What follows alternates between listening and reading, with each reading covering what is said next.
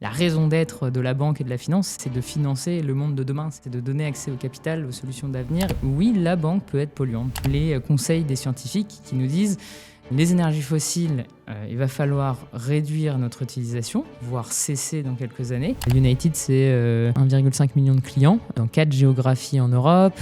C'est un acteur qui est coté en bourse. Avant de commencer, un mot pour te présenter Saxo Bank, le partenaire de cet épisode. Saxo Bank, c'est une plateforme d'investissement et de trading complète.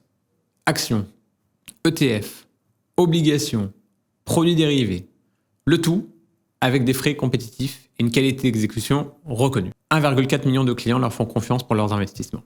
J'y gère personnellement mon compte titre et mon PEA.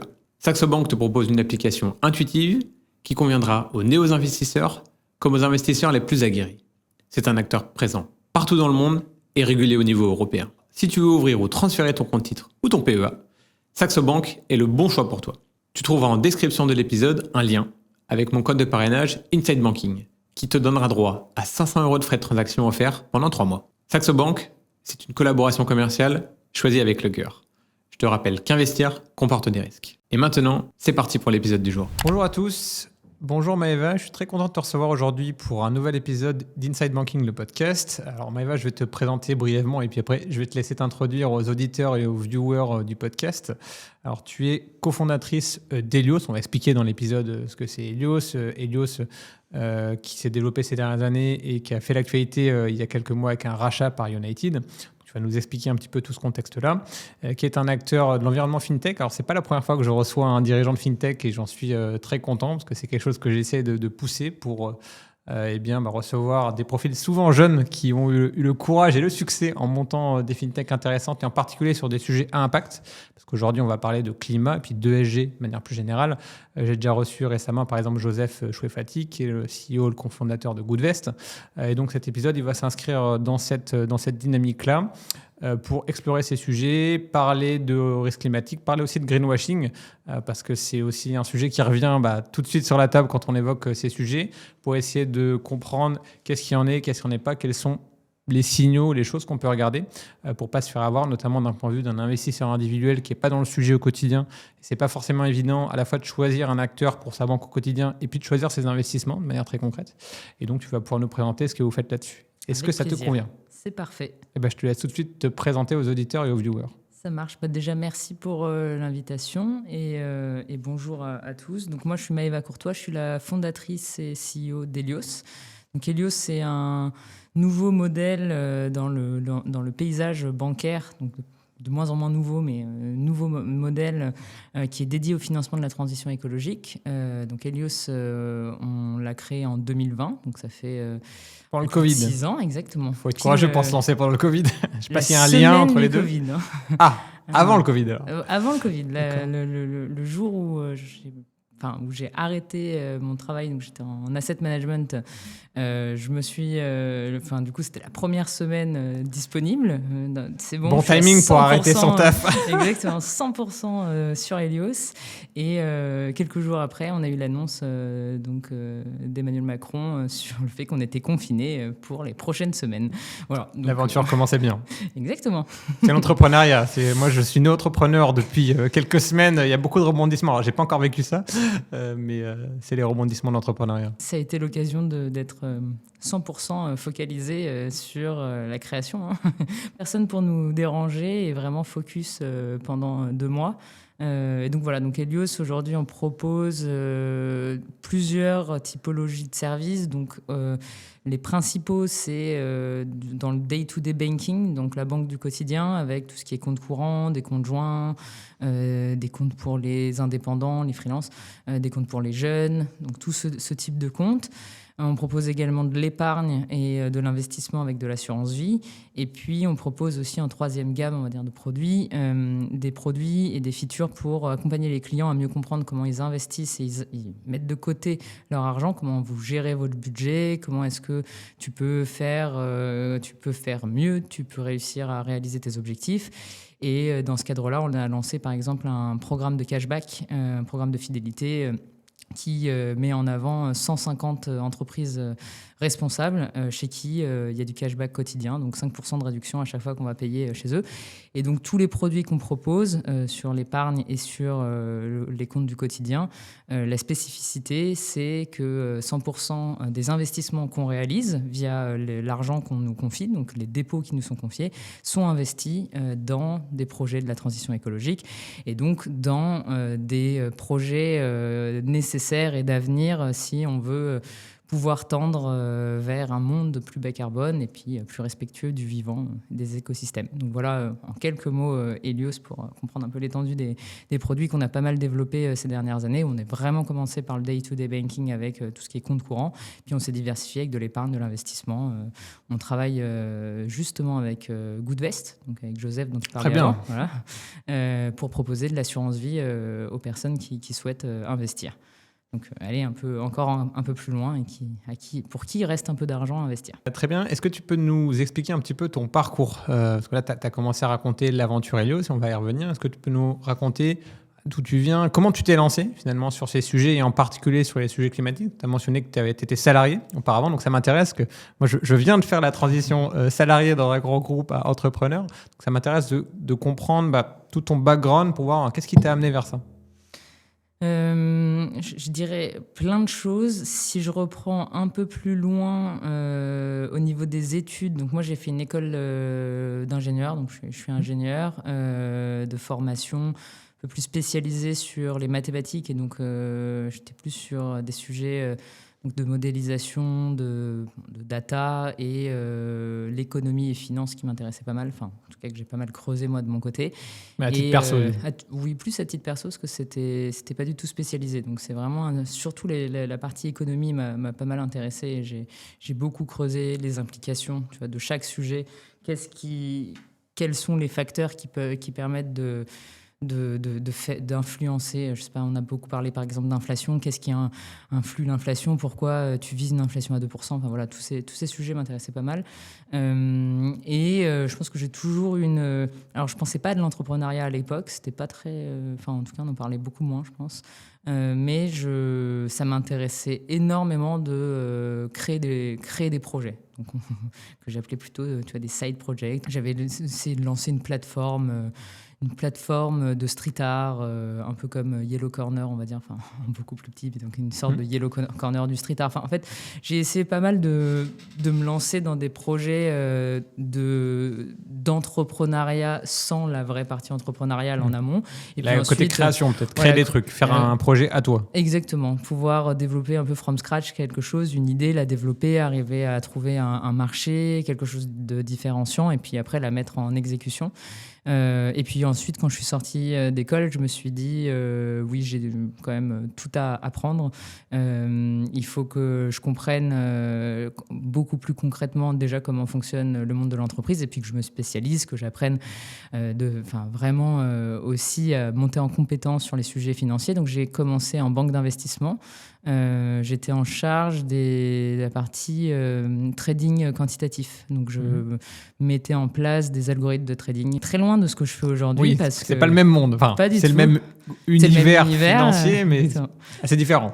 Complètement. Et d'ailleurs, assez intéressant aussi parce que tu t'intéresses pas. Enfin, le point de la finance quantitative, le sujet fait que tu vas regarder une tendance et donc tu vas essayer de prévoir est-ce que le cours de cette action va plutôt monter, baisser, comment est-ce que j'arrive à trouver des données qui me permettent d'essayer de visualiser qu'il va y avoir une hausse ou une baisse qui n'est pas aujourd'hui captée ou compris par le marché, en gros. Mais derrière, tu vas pas essayer tu vas pas regarder l'entreprise en tant que telle. Ce que je veux dire, c'est ses externalités positives ou négatives. Est-ce qu'elle crée de l'emploi? Est-ce que derrière... Pas ton sujet. Non, c'est tu purement regardes... quantitatif, exactement. analytique. Donc très intéressant d'un point de vue intellectuel de pouvoir travailler là-dessus. Et ensuite, j'ai changé d'entreprise et j'ai rejoint un asset manager, donc un hedge fund français qui, à cette époque, un peu comme tout le marché, s'est retrouvé confronté à la finance durable, au besoin de transformer un petit peu son modèle et donc d'intégrer des critères environnementaux, sociaux, gouvernance, donc les critères ESG, dans ses décisions d'investissement. Donc, on était à peu près en 2017-2018. On voit que tu commences à arriver sur les sujets. Exactement. Et là, il y a une montée en puissance de ces sujets, donc, mais vraiment très en amont, puisqu'en fait, il y a très peu de spécialistes et c'est des sujets qui sont assez structurels aussi dans la façon dont tu vas construire ta façon d'investir. La façon normalement dont tu vas investir, c'est que tu regardes ton return et tu regardes le risque que tu prends, quoi. Et donc ensuite, tu essaies de calibrer ça. Là, il faut intégrer des nouveaux critères et visualiser les externalités que peuvent avoir les entreprises dans lesquelles tu investis. Donc ça change drastiquement la façon dont tu fais de l'investissement. D'autant que tu parlais d'analyse quantitative, autant il y a des choses, si on parle d'investissement traditionnel, regarder le rendement, ce genre de choses, c'est entre guillemets facile à modéliser, en tout cas c'est très connu. Les données. Il y a les données. Par contre, on peut avoir un problème d'absence de données ou d'absence de données en qualité ou de données non structurées dès qu'on veut regarder des choses autour de l'ESG, notamment si on va regarder les externalités. Et puis ça dépend jusqu'à où tu vas aussi quand tu vas financer un constructeur automobile. Il y a la construction de l'automobile, mais après la vie de l'automobile. Voilà. Donc ça pose derrière plein de questions méthodologiques qui à l'époque, effectivement, je pense qu'aujourd'hui on a beaucoup avancé, même si c'est très imparfait, mais il y a eu toute une maturation du marché là-dessus. Et qui était vraiment à ses débuts. Et donc on m'a proposé de monter le pôle de finance durable. Donc au début, moi je me suis aussi questionné sur ma pertinence là-dedans et même par rapport à l'expertise que j'avais créée avant. Est-ce que c'est quelque chose qui fait sens aussi pour la suite de mon parcours, sachant que c'était un secteur assez nouveau et comme je te disais avant, j'étais un peu, c'était à côté de mon travail, mais j'étais très intéressée par les sujets du coup économiques, donc comment la macro peut avoir un impact et comment est-ce que toute cette multitude de sujets qui s'imbriquent en fait peuvent se mouvoir ensemble. Et donc, je me suis dit, les sujets environnementaux, c'est exactement la même chose. Tous ces sujets qui sont c'est tellement vaste, tu peux prendre un millier d'indicateurs différents pour pouvoir arriver à une conclusion qui peut être extrêmement différente par rapport aux hypothèses que tu prends au départ. Et en même temps, à la fin, je vais pas dire c'est binaire, mais en tout cas, quand même des réponses qui se recoupent, qu'il y a des secteurs qui sont des secteurs aujourd'hui tels qu'ils sont présents dans l'économie qui polluent. Donc on peut parler de gaz à effet de serre, mais maintenant on arrive un peu plus à capter tous les sujets de biodiversité, etc. Du coup, comment est-ce que tu arrives aussi à modéliser ça et à démontrer que ça peut avoir un impact un impact aussi pour le fond, parce que c'était aussi tout mon enjeu. Donc j'ai passé plusieurs mois en vraiment deep work de mon côté à lire tous les rapports, faire énormément aussi de meetings avec en finance de marché, en asset management, tu peux faire des meetings avec des brokers qui font beaucoup de recherches et donc c'est des gens très spécialisés qui font des recherches assez complètes sur chaque sujet.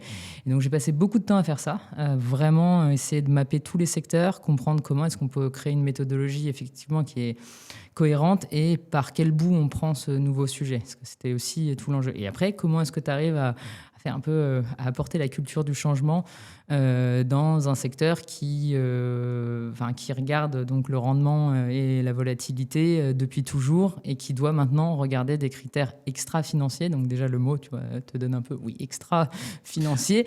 On va dire les choses à l'époque, c'était peut-être moins sexy, on va dire, que je parle un peu trivialement, mais aujourd'hui, beaucoup de gens en parlent. C'est aussi une demande, clairement, des clients. À l'époque, c'est pas que tout le monde s'en foutait, mais en tout cas, c'était pas du tout le même niveau de maturité. Et je pense que tu parlais aux vieux de la vieille. C'était un peu compliqué d'entendre ce discours où les gens, ils sont sympas, c'est les gars de l'ESG, mais bon, on va les laisser faire, mais on regarde pas, quoi. Il faut convaincre. Dès que c'est nouveau, c'est vrai que ça apporte du coup des changements dans la façon dont t'opères, toi, tu gères ton travail, et donc tu dois tout le travail, c'était d'apporter ça comme si c'était pas aussi une nouvelle contrainte. Parce qu'entre les contraintes de risque, les contraintes réglementaires qui ont afflué dans le secteur financier, comment est-ce que tu démontres que les critères environnementaux, sociaux et de gouvernance peuvent aussi avoir un impact positif sur alors là, je ne parle même pas d'impact positif, évidemment, sur l'environnement et le social, mais aussi d'un point de vue d'un fonds, comment est-ce que tu valorises ça? Et ensuite, moi, j'ai fait ça, j'ai fait à peu près 2 ans. J'ai monté le pôle, j'ai travaillé vraiment sur les méthodologies. Comment est-ce qu'on change aussi la façon dont on investit? Comment est-ce qu'on forme les gérants à mettre ça en place? Et puis, comment on structure un asset un peu différenciant auprès de tes acheteurs, donc tout ce qui est gros corporate, tous les assureurs qui vont acheter ton fonds, qui vont investir dans ton fonds plutôt. Comment est-ce que tu arrives à démontrer que ta méthodologie, elle est carrée et bien faite? Donc ça a été extrêmement intéressant, parce que comme je te disais, je trouve que c'est exactement... c'est très proche de la réalité. Tu vois, je pars de la finance de marché, trading algorithmique, où on parle de chiffres, de tendances, de modélisation, mais sans réfléchir au sous-jacent. Ça me fait penser maintenant, tu vois, plus au Bitcoin, où tu vas pouvoir réfléchir tu réfléchis moins au sous-jacent et tu vas essayer plutôt de prévoir un cours. Et là, tu parles en fait d'une vraie entreprise. J'exagère presque, mais tu réfléchis en te disant, si j'allais dans cette entreprise, je regarde ce que, je sais pas, cette usine, est-ce qu'elle déverse ses eaux usées, ses déchets, tu vois, dans la chimie, ces eaux usées, du coup, avec des produits chimiques dedans, dans la nature, sans se soucier de l'environnement, et donc quel impact? L'impact sociétal au global de la boîte, ça. y compris purement économique, mais plus largement que ça, quoi. Alors du coup, tu peux le voir purement économique, c'est les risques de se faire un jour taper dessus par un régulateur ou par une amende juste.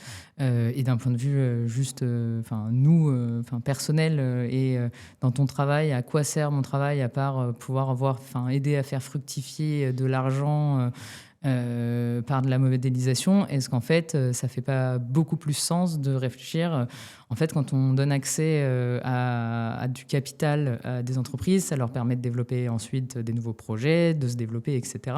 Et donc, quand tu donnes accès à du capital à des entreprises qui ont un impact négatif sur l'environnement ou sur les gens avec qui ils travaillent, ou les gens au sens social au sens large, est-ce que tu as envie de financer ça? Est-ce que tu as envie de lui permettre de se développer encore plus rapidement? Et donc, ça permet, je pense, moi, ça m'a permis aussi de sortir de ma vue purement gamifiée, on va dire, de la finance, tu vois, en tant que bon ingénieur, où tu vois les flux. Tu as des entreprises qui créent des produits, qui proposent des services, etc. Et donc, est-ce que j'ai envie de participer plutôt à développer ce type de produits qui essaient d'avoir un impact positif, ou est-ce qu'en fait c'est quelque chose qui ne m'intéresse pas? Et quand j'ai lu les rapports, en particulier tous les rapports du GIEC, mais tous les rapports qui t'amènent à des catastrophes climatiques et humaines sans précédent dans les prochaines années, c'est vrai que, alors je suis pas très anxieuse, mais c'est vrai que ça m'a quand même ça fait réfléchir. C'est vrai, ça te fait réfléchir sur le sens que tu veux donner aussi à ton travail, c'est-à-dire s'amuser. Donc moi, créer des nouvelles choses, se développer, avoir des nouvelles idées, mais dans quel cadre? À quoi ces idées elles servent? Si c'est si c'est sans penser aux impacts que ça peut avoir sur la société au sens large, je pense que ça n'a pas vraiment de valeur. En tout cas, moi, c'est pas quelque chose qui m'intéresse, et je pense que c'est ça qui m'a amené ensuite à me lancer dans la création d'Helios. Je me suis dit, imaginons que je passe encore 10 ans, 10-15 ans en finance de marché, même en continuant à essayer d'avoir de l'impact, tu vois, en créant ces stratégies ESG. Est-ce que je serai satisfaite de moi quand j'aurai 40 ans? Donc c'était mon âge. Quand j'aurai 40 ans, est-ce que je serai satisfaite de moi? Et je me suis dit non. Je sais que j'aurais bien travaillé. Je sais que j'aime bien travailler, je m'amuse bien, je suis très ambitieuse, etc. Mais j'aurais pas eu l'impression d'avoir mis mon énergie et mes connaissances au service de quelque chose qui fait un petit peu bouger les choses. as commencé finalement l'entrepreneuriat dans l'entreprise, j'ai l'impression, parce qu'on t'a confié une responsabilité sur un sujet un petit peu nouveau, tu l'as creusé. J'ai l'impression que c'est un petit peu ça qui t'a donné cette fibre entrepreneuriale. Ma question, c'est vraiment sur le déclic. Comment on passe de se dire je vais lancer mon entreprise? Parce que tu as expliqué et tu as dit que au début de ta carrière, tu as senti le besoin de te former, d'aller dans une entreprise pour voir comment ça fonctionnait. D'ailleurs, ça me permet de faire une aparté dans ma question, mais moi, je suis toujours ébahi de voir des jeunes de 18 ans se lancer. Je trouve ça super, hein, mais moi, je n'avais pas du tout la maturité ni personnelle, ni professionnelle, ni rien pour faire ça. Bon, je trouve ça assez incroyable. Donc, je comprends tout à fait ton approche, mais à un moment donné, qu'est-ce qui t'a permis vraiment d'y aller? Parce que moi, je l'ai vécu en tant que salarié. C'est quand même autre chose. C'est un peu un saut dans l'inconnu. Et puis, partir d'un endroit où tu as des équipes, tu as des gens, tu as des collègues, à te retrouver tout seul chez Acature. Peut-être au début, il y avait déjà du monde, mais en tout cas, tu te retrouves dans ton truc, dans ton aventure, tu sais pas si ça va marcher, etc. Comment tu as réussi à faire cette bascule? J'y pensais depuis assez longtemps, en réalité, mais plus vraiment en trame de fond à essayer d'éviter d'y penser. Voilà. C'est pas d'un coup que tu as eu une révélation. Non. Je passais beaucoup de temps à faire des side projects, donc pour en citer deux.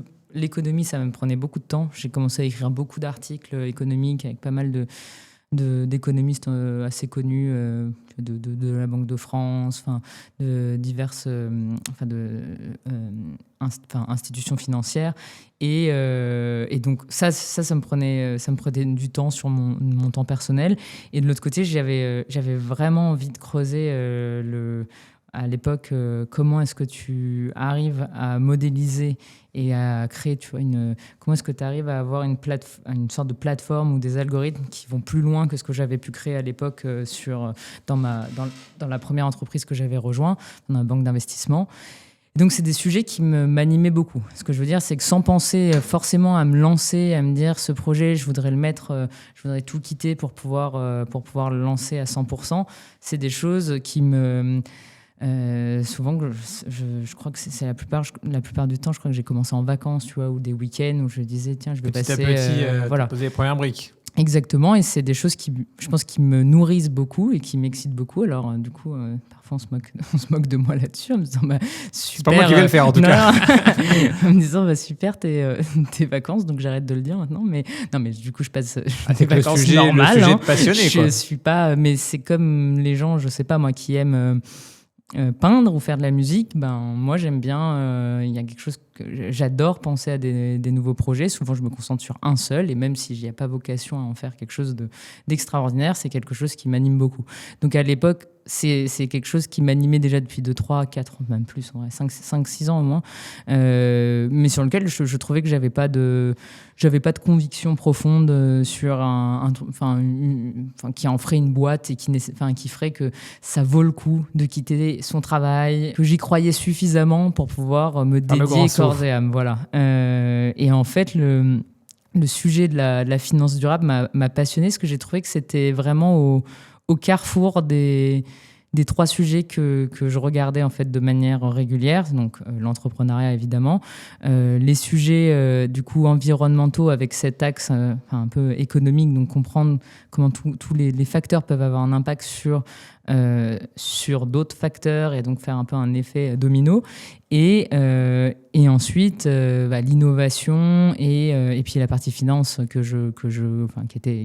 est toujours mon secteur qui m'attirait. Et puis et en fait ce qui m'a beaucoup plu quand on a commencé à réfléchir à Helios, c'est l'idée... T'étais pas seul, du coup, t'avais des associés ou... J'avais une associée, Julia Menayas, avec qui j'ai lancé la boîte, qui elle était en venture capital, donc en VC, investissement dans des startups à l'époque. Et donc, quand on a commencé à discuter, je pense quasiment tous les week-ends d'Helios, en fait, souvent on avait des idées ensemble, et souvent l'idée, elle durait 2 semaines.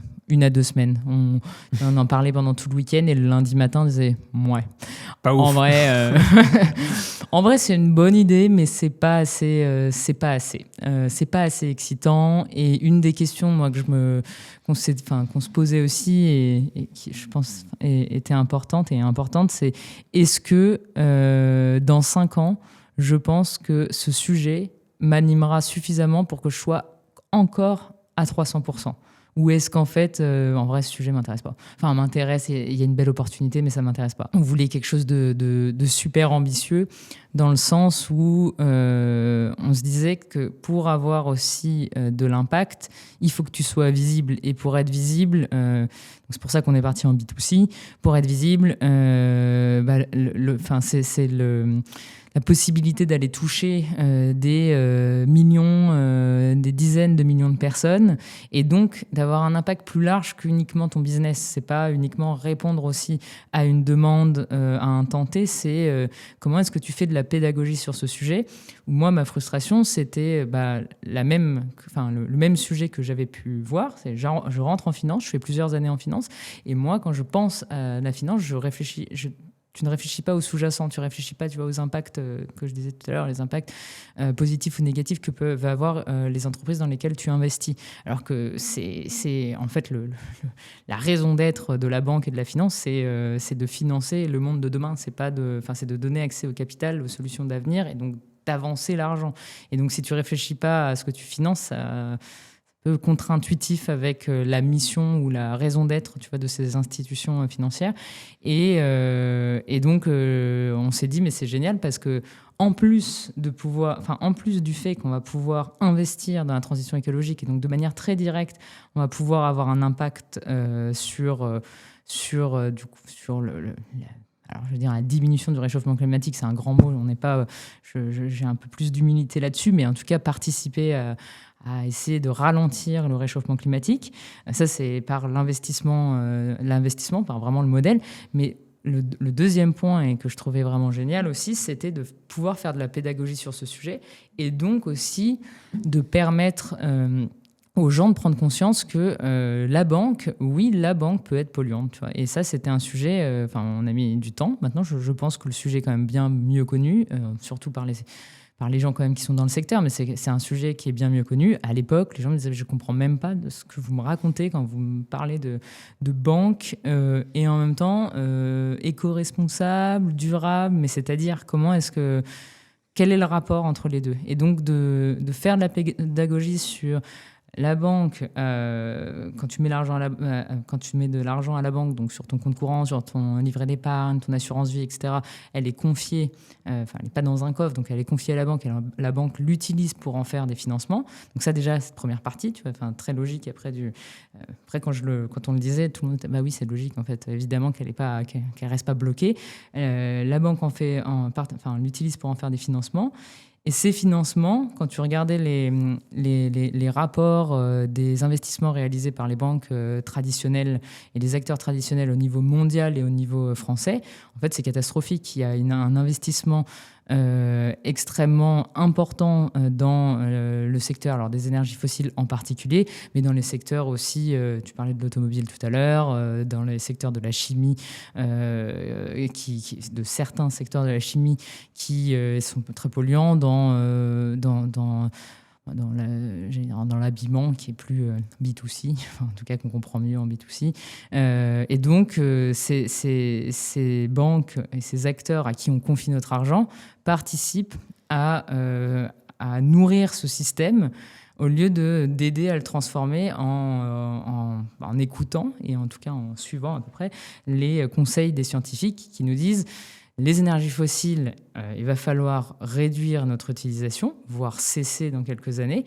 Et donc, il faut construire la suite. Et la suite, c'est pas d'investir dans un nouveau puits pétrolier ou d'investir dans une nouvelle centrale à charbon. La suite, c'est de construire une capacité à être résilient au niveau énergétique, par exemple, dans les prochaines années. Et pour le faire, il faut commencer au moins 10-15 ans à l'avance. Donc c'est maintenant. Là-dessus, je vais me faire l'avocat du diable. Alors, je ne suis pas le lobbying bancaire, mais en tout cas, je vais te dire la défense des banques, que je peux comprendre, en tout cas intellectuellement. C'est de se dire, oui, on est tous d'accord, mais après, tu as la notion de transition. Donc, tu ne peux pas passer d'une situation A à une situation B. Donc, comment on fait entre deux? Si on prend très concrètement la situation de l'automobile ou même de l'énergie, comment on arrive à mieux flécher? Parce qu'aujourd'hui, tu ne vas pas arrêter de financer tous les constructeurs automobiles parce que sinon, il y a un problème. Parce que les gens utilisent aujourd'hui de l'automobile polluante. Donc, comment tu arrives à faire ça? Ça, c'est le premier point. Et le deuxième point, si je me mets un peu dans une posture naïve, c'est de dire les banques aussi, elles ont fait cette analyse-là. Donc, avec un raisonnement de moyen long terme, elles savent que leur portefeuille va être à risque si elles continuent à faire ça. Donc, d'un point de vue logique, elles devraient déjà le faire. Donc, pourquoi elles ne le font pas? Sur la transition, évidemment. Et d'ailleurs, c'est l'argument numéro 1.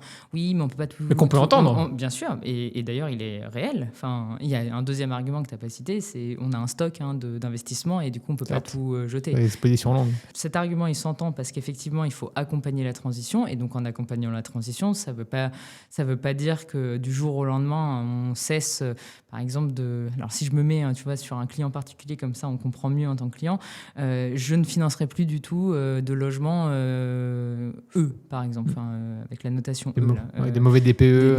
Avec un ce mauvais que certaines DPE. banques font.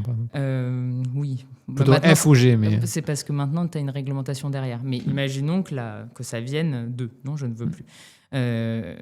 Le sujet est plutôt comment est-ce que tu fais en sorte d'accompagner ceux qui sont en train de transformer, par exemple, leur logement, ou rénover, comment rénover, ou comment est-ce que j'accompagne de manière plus positive ceux qui sont déjà bien notés.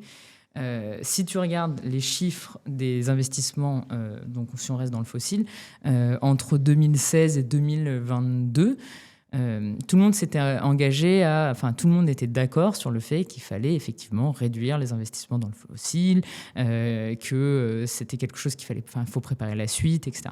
Quand tu regardes la trajectoire d'investissement, donc le pourcentage et même le volume d'investissement qui ont été réalisés par les banques dans les énergies fossiles au niveau mondial, il est en croissance. Donc c'est là où en fait Et pourquoi d'après toi ? Pourquoi ? Parce qu'il y a des rendements court terme. Du coup, tu as un rendement très court terme. Du coup, tu deals. Et la vraie problématique financière à ce niveau-là, c'est pour ça que je disais, si tu remets le vrai rôle de la banque, c'est donner accès à du capital pour des projets que tu pourrais pas faire, que tu peux pas faire maintenant, et que tu devrais peut-être attendre, 15 ans avant d'avoir accès au capital suffisant pour le faire, et le faire maintenant et pas dans 15 ans. Et si tu te concentres uniquement sur des rendements court terme, évidemment que tu peux pas construire l'avenir, puisque le rendement, d'une centrale solaire, disons, s'il arrive dans 15 ans, est-ce que tu le construis maintenant ? Alors que investir dans des assets fossiles qui vont te faire du return sur 2-3 ans. C'est ce que ça va donner à court terme. Voilà, à court terme, tu es content, donc tu continues ton trade-off très court terme ça continue à me faire gagner de l'argent. Donc oui, l'argument s'entend, mais dans les faits, la trajectoire ne répond pas à l'argument. Voilà. Donc, si le désinvestissement avait été fait progressivement, du coup, le sujet, il aurait été un peu taclé. Ça aurait été gagnant. Tu vois, il y aurait toujours eu quelque chose à dire en disant on peut encore faire mieux, etc. Mais l'objectif n'est pas d'être plus vert que vert, quoi. En tout cas, chez Helios, là-dessus, on est très pragmatique. C'est-à-dire, l'objectif, c'est de faire avancer les choses. Donc, de prendre les chiffres, les faits, et de te dire comment est-ce qu'on peut, du coup, viser une augmentation des températures sous la barre des de 2 degrés d'augmentation. Et pour ça, il y a certains secteurs qu'il faut transformer, il y a certains secteurs qu'il faut complètement réinventer. Et ça, c'est pointé par des milliers d'études scientifiques qui te démontrent l'impact que ça peut avoir. Et pour pouvoir développer des nouveaux secteurs, on l'a vu dans plein de révolutions, donc typiquement la révolution industrielle, il faut de l'argent. Tu finances. Le nerf de la guerre. Voilà. Et je pense que la transition écologique, c'est juste que c'est trop loin. Donc tout le monde se dit qu'à un moment... Ça commence à se rapprocher quand même. Mais les problèmes, on commence à les voir, là, sérieusement. Ah, bien sûr, notamment mais d'un point de vue climatique, on voit déjà qu'il y a une recrudescence d'événements atypiques, exceptionnels, type cyclone, tempête, etc. Tout à fait. Non, mais qui ont des impacts sur les bilans bancaires. On le voit. Et les assurances. Et on voit déjà qu'il y a... Sur la partie assurantielle, alors je m'écarte un peu de la banque, mais en France, il y a beaucoup de banques assureurs, mais on voit déjà qu'il y a des endroits qui ne sont plus assurables, tout simplement, parce qu'il y a tellement de matérialité du risque, plus personne ne veut assurer, ou alors à des prix complètement délirants, et avec des impacts, on parlait d'impact sociétal, quand tu as des gens qui doivent déménager, ne peuvent plus assurer leur maison, là, voilà, ça devient extrêmement concret, et évidemment, plus la revendre parce qu'elle ne vaut plus rien, et plus obtenir de financement, bref, ça crée des problèmes en cascade. Oui, j'ai oublié ta deuxième question, du coup. Tu as un peu répondu, c'est pourquoi ils le font pas d'un point de vue rationnel, alors que, tu vois, si on prend, mais tu as répondu avec la perspective, parce que si on prend une perspective moyen long terme, je pense que tout le monde est d'accord. Après, la question, c'est est-ce que c'est pas encore assez grave pour qu'il y ait une prise de conscience générale? Ça, je ne sais pas, mais bon, en tout cas, je pense qu'il y a un mouvement, il y a une prise de conscience. Après, il y a toujours un décalage entre ça et la réalité. Bon, chacun se fera son avis en tout cas. Je te propose tout de suite la première section un petit peu challengeante du podcast, qui est les speed questions. Donc le concept, tu m'as dit que tu étais très forte pour faire des réponses courtes. Non. Donc, non, tu m'as dit l'inverse avant. C'est vrai, je mens. Donc je vais te poser des questions courtes et tu vas essayer, mais je vais être extrêmement indulgent, de me faire des réponses courtes. Ok, Est-ce que tu c'est es parti. prête à jouer le jeu? Je suis prête. Allez, c'est parti. Le plus grand mythe sur la finance verte? Que c'est pas rentable. Enfin, que tu gagnes pas d'argent. Intéressant. Une erreur fréquente que tu vois chez les investisseurs qui veulent donner du sens à leur épargne et leurs investissements? Se fier uniquement à de la com, enfin au marketing. Justement, est-ce que tu peux nous donner des red flags sur le greenwashing? Quand je regarde un produit, qu'est-ce qu'il faut que je regarde pour pas me faire avoir? Si c'est des fonds d'investissement, mais c'est assez difficile d'avoir la donnée, c'est de voir les positions. Tu peux voir Tu les regardais 5. à Tu peux au moins l'intérieur, voir le les top. 5 positions. On en avait parlé, je mettrai le lien en description avec Joseph qui expliquait qu'au début, quand il avait regardé, il avait été surpris de voir que dans certaines choses avec des labels ISR, ouais. pardon, il y avait des positions avec des entreprises pétrolières, par exemple, dans les top positions. Voilà. Donc je mettrai ça en description. C'est difficile d'avoir. Tu peux pas avoir toutes les positions du fonds, mais bon, au moins Mais le le voir top, dans le ouais. top 5 si c'est cohérent avec le nom du fonds. Tu vois, si c'était Water ou Forest, si t'es avec des sujets qui n'ont rien à voir. Très tu bien. pourrais le Alors, voir. justement, quand on parle de secteur d'activité ou d'entreprise, un secteur que tu penses sous-estimé aujourd'hui dans les financements qui sont octroyés pour la transition climatique? Je pense tout ce qui est lié à la biodiversité, parce que c'est assez difficile. Enfin, c'est un peu comme l'ESG il y a 10 ans, c'est un peu les débuts, donc c'est assez difficile de savoir quel est le cadre, le bon cadre, je pense, pour ce type d'investissement. Ok, alors tu as commencé un peu à y répondre, mais est-ce que les banques en font assez pour la transition climatique? Non, mais après, enfin, non, je pense qu'elles n'en font pas assez. Après, il y a du mieux depuis quelques années. Hein. Une question sur l'Europe, parce que l'Europe est très critiquée, mais l'Europe fait bien certaines choses. Est-ce que tu perçois, moi c'est mon avis personnel, qu'il y a une carte à jouer pour l'Europe justement pour devenir les leaders de la transition climatique? Un peu en opposition de ce qui se passe aux US. Est-ce que c'est pas finalement notre rôle en tant que continent de faire ça? Complètement, parce que on est bien avancé. On a plusieurs industries sur lesquelles on pourrait se positionner. Ça serait d'ailleurs une bonne façon de se réindustrialiser ou se respécialiser. Après, je pense que comme ça a été, c'est moins concurrentiel, attention à pas laisser tomber les assets dans lesquels on a un peu investi et dans lesquels on a un peu d'avance. Très bien, alors ça me permet de faire la transition pour reparler un petit peu plus en avant d'Helios. Peut-être aussi sur le contexte, parce que vous avez été racheté par United. Est-ce que tu peux nous expliquer ce mouvement-là pourquoi déjà peut-être aussi parce que tu as expliqué que tu as cofondé ça de manière indépendante, vous avez fait développer l'entreprise pendant quelques années, maintenant vous vous rattachez à un plus gros groupe. Quels sont les objectifs derrière tout ça? Alors, ouais, United c'est donc le leader du crédit instantané en France et en Europe. Ils sont basés France, Italie, Espagne, Portugal. Et donc, c'est un groupe qui a un peu plus de 15 ans. Ouais, un peu plus de 15 ans. Donc, c'est une fintech aussi française, pas on dit grand groupe parce qu'ils ont bien grandi, mais ça reste une fintech française qui s'est bien développée. Nous, on ne parle pas de rachat. Alors après... Non, je n'ai pas utilisé le bon mot alors. Non, c'est pas très grave. Enfin, ça marche aussi, mais c'est plus pour te donner le contexte. On parle plutôt de rapprochement, parce qu'on a fait l'opération, elle s'est faite sous forme d'échange d'actions. Donc, comme United est plus gros, la part d'Helios est plus petite, donc c'est pour ça que parfois on dit rachat, mais la dynamique derrière cette opération, c'est vraiment un rapprochement de deux acteurs spécialisés. United spécialisé dans le crédit, donc vraiment avec un asset très très fort en fait dans le domaine de la fintech, parce qu'il y a très peu d'acteurs qui font bien du crédit, qui arrivent à bien pricer les risques, à bien identifier. Je dis toujours, c'est un métier très complexe, le crédit. Les gens ne le savent pas très forcément. complexe. Et on voit même des gros acteurs. Moi, je vais par exemple citer Revolut, qui essaie de développer ça depuis de longue date. Ils avaient annoncé en 2025 la sortie du crédit en France. Et en 2026, c'est toujours pas fait. Il n'y a rien contre Revolut, je précise. Non, mais voilà, c'est quelque chose qui est très complexe, qui est très régulé, heureusement. Et qui, si tu te trompes dans tes modèles, tu vas prêter de l'argent à quelqu'un qui ne te rembourse pas. Voilà, donc ça peut coûter très cher. Et tu as une gestion bilancielle. On parlait d'horizon de placement aussi. Dès que tu rentres sur du crédit, tu as une gestion de bilan qui est compliquée. Exactement. Donc, c'est très, très technique. Et c'est nécessaire pour faire un acteur de la banque digitale à taille, à grande taille. Donc ça, c'est côté United. Et Helios, spécialisé, donc plutôt, si on dit en fintech, c'est plutôt dans les paiements et dans l'épargne. Et donc... ça, c'est premièrement sur la partie produit. On a vu une opportunité. Complémentarité entre les deux. Complètement complémentaire. Rien de ce qui est fait chez United n'est fait chez Helios et rien de ce qui est fait chez Helios n'est fait chez United en termes de produits.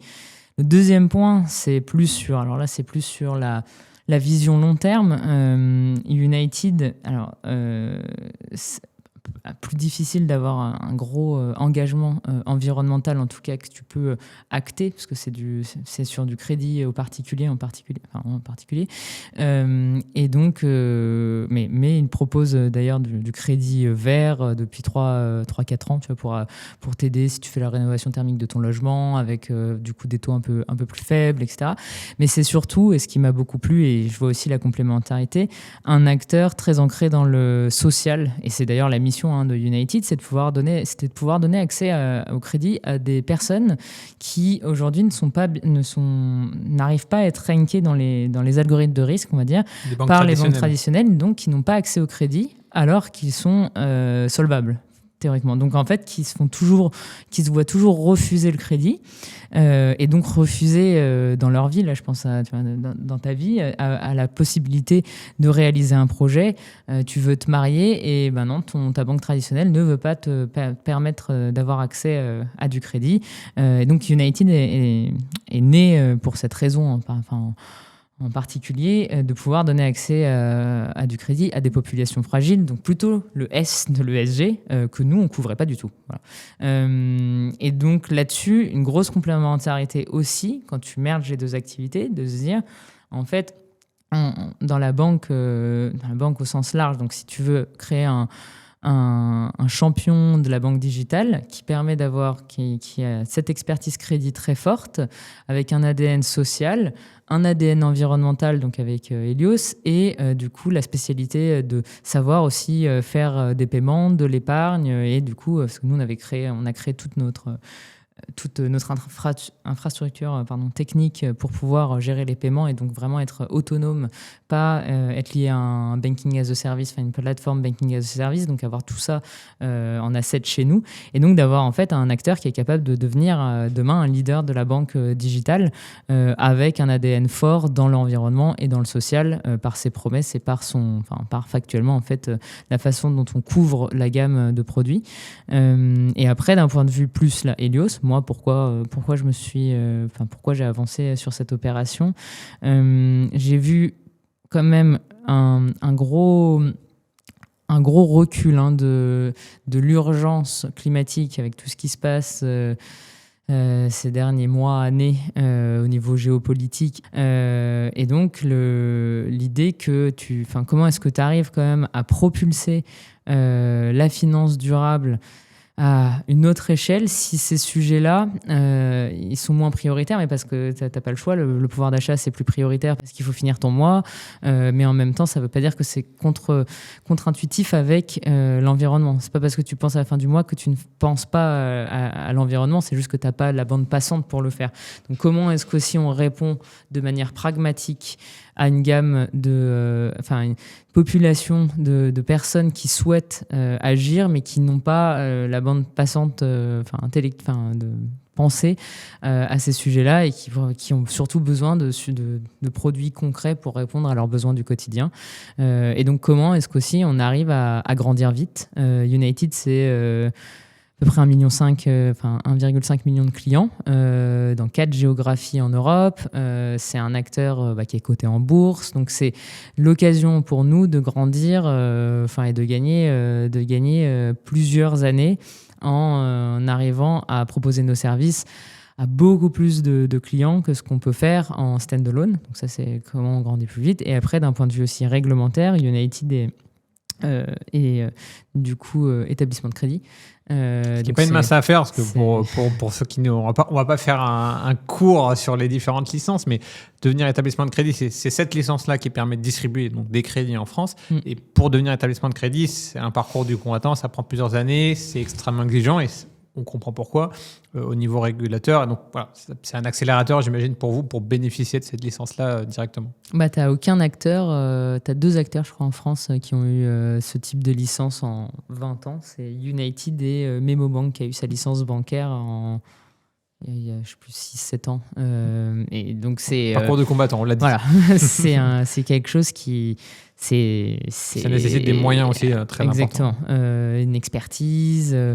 Et du coup, ça te permet après de proposer la gamme de services que les clients veulent. Tu vois, le livret A, je pense au livret A parce que c'est le plus basique, mais ce type de compte, l'épargne réglementée, de l'investissement, du crédit IMO, c'est des choses que tu peux envisager ensuite dans ta roadmap produit. Enregistrement de la gamme. Exactement. Et donc, en termes de croissance, tu peux viser une croissance en standalone et te dire, du coup, tout seul, on va aller à la vitesse, à notre vitesse, donc vite, et on sera tout seul, et donc je suis contente de le faire. Ou en fait, tu penses de manière plus pragmatique et collective, en fait, en s'alliant avec les bons acteurs, tu es capable d'aller beaucoup plus vite avec les bons moyens pour servir tes ambitions, et du coup, de pouvoir offrir des services de banque digitale durables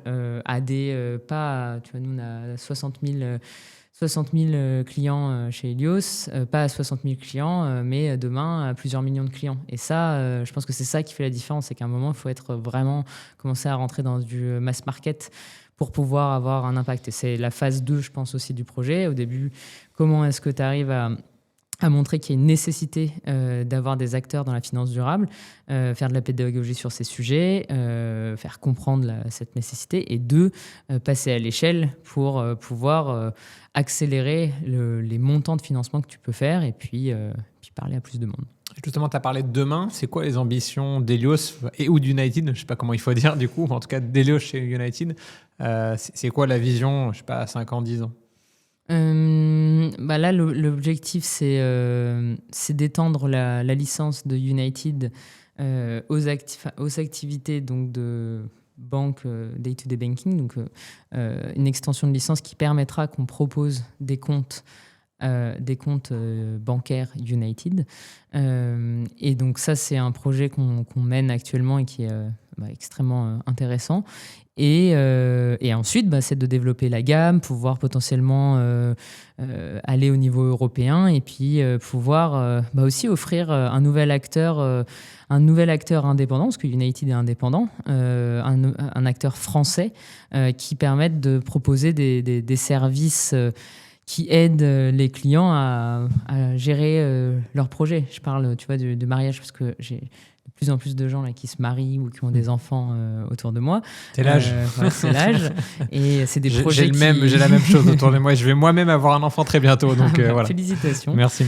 Et du coup, là, je parle de ça, mais tous les projets que tu as, c'est donner aussi accès aux gens à la possibilité de mettre en place leurs projets, d'améliorer aussi ton pouvoir d'achat et aussi de faire de la formation, tu vois, expliquer comment est-ce que tu peux mieux gérer ton budget, mieux gérer ton argent et avoir les bons outils pour le faire. Et ça, c'est les enjeux des prochaines années. Avoir un nouvel acteur dans ce paysage français et européen, enfin un acteur français dans ce paysage bancaire.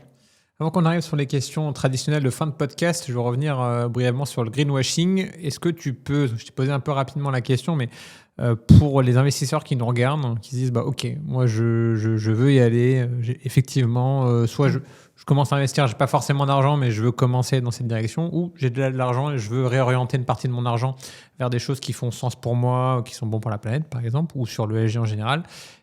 C'est quoi les trucs à mettre en place pour faire ça de manière concrètement, tu vois, de manière pragmatique? On va pas donner de conseils en investissement personnalisé, mais qu'est-ce qu'il faut faire pour mettre ça en place? Alors, sur l'investissement, je pense que c'est bien de regarder le podcast de Joseph. Non. Mais sur non, mais parce qu'il a dû déjà traiter pas mal la question. On a beaucoup parlé. Ça, je t'en parle juste à la fin. Mais du coup, tu as soit des acteurs spécialisés, donc tu vois, Goodvest le propose. Nous, du coup, on propose d'avoir une assurance vie, via Helios, donc qui est créée par Goodvest, qui est gérée par Goodvest. Et donc, derrière, ce que tu peux regarder, c'est la méthodologie si possible, mais là je parlais au sens large, est-ce qu'il y a des chiffres ou est-ce qu'il y a des audits qui permettent de justifier des discours de green, quoi, des discours green. On parlait tout à l'heure de ne pas se faire avoir par les publicités ou le marketing un peu exagéré. Nous, tu vois, on est société à mission, donc c'est plus, les gens connaissent plus trop, mais société à mission, c'est un type de bicorp français en gros. C'est assez engageant. Hein. Oui, c'est très engageant. C'est dans tes statuts, c'est-à-dire que tu as une mission, tu te fais auditer tous les 2 ans. C'est quoi la mission d'Helios alors? C'est de financer la transition écologique et de former sur les sujets climatiques liés à la finance. Nous, on se fait auditer annuellement et donc on se fait auditer par Greenly, qui est un acteur externe qui audite, tu vois, ton portefeuille et qui va regarder tous les investissements qui ont été réalisés sur l'année et donc calculer l'empreinte carbone qui est associée aux investissements que tu as fait. Donc si tu investis, tu parlais tout à l'heure, dans un parc automobile et que le parc automobile en scope 3 ou scope 4 émet derrière du CO2, donc au moment d'usage en particulier, par exemple, ça va être retranscrit dans ton bilan. Et donc, ça te permet d'avoir une mesure qui est comparable auprès de tous les acteurs. Enfin, c'est les tonnes de CO2 qui sont émises par million d'euros investis.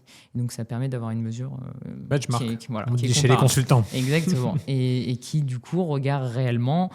qui est regardé par un acteur, par un auditeur externe et qui te permet de te dire, bon, bah voilà, là, t'es haut, t'es bas, etc. Et donc, nous, on fait ça, on va le faire cette année aussi. On l'a fait 3 ans, on l'a fait 3 fois. Et les 3 fois, on a été audité comme le compte avec le plus faible impact carbone. Mais outre le chiffre le plus bas, le point, c'est plutôt l'ordre de grandeur. On est autour de 100 tonnes de CO2 par million d'euros investis. Et la moyenne des banques traditionnelles françaises, c'était plutôt autour de 500.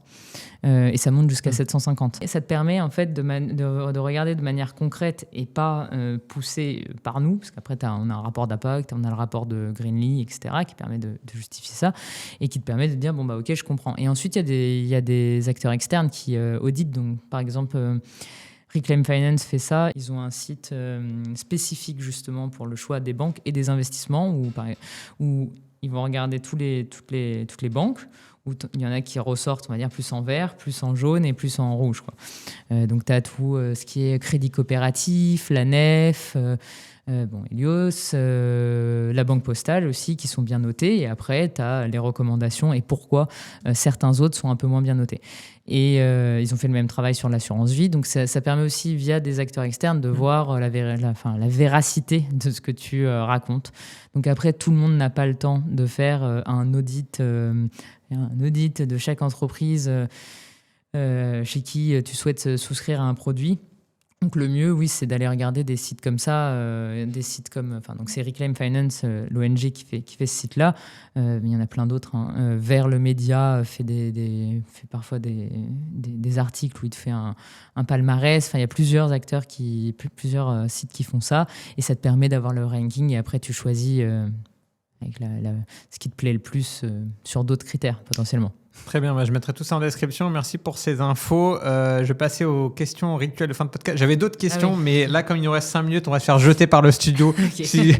Donc, je pose des questions traditionnelles de fin de podcast. On va être synthétique, c'est parti. Première question, est-ce que tu peux me recommander un livre que tu recommanderais à ton meilleur pote s'il était avec nous?